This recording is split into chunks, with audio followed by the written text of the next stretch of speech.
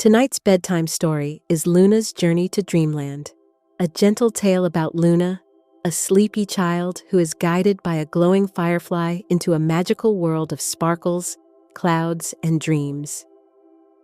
Written by Lisa Thomas. Sit back, relax, and enjoy the story. Hello, little one. Are you tucked into bed? Are your pillows nice and puffy, and your blanket cozy and warm? Good.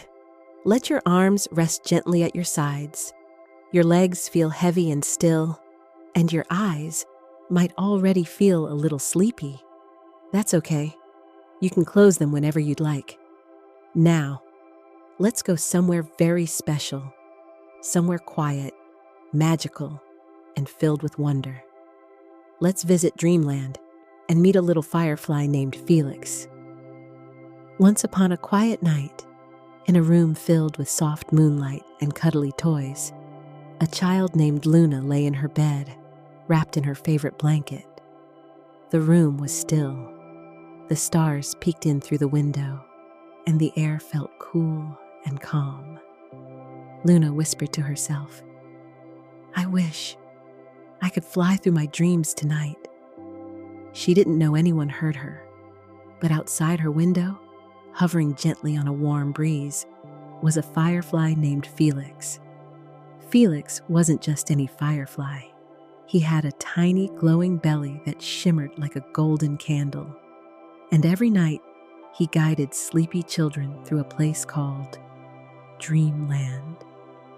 Felix fluttered softly through the window. His light gently lit up the room like a nightlight. He floated near Luna's cheek and whispered, "Hello there, little dreamer. Would you like to come with me? There's a whole world of wonder waiting for you." Luna, with sleepy eyes, nodded slowly. Felix smiled. "All you need to do is take a soft breath in and let it out, nice and slow. Breathe in and out, just like that, in and out. Your body feels softer now, heavier, ready to rest." The walls of Luna's room began to melt into starlight. Her bed floated gently into the air. The ceiling faded into sky. She was dreaming, but it felt real and peaceful. Luna and Felix floated across a sky that smelled like warm cookies.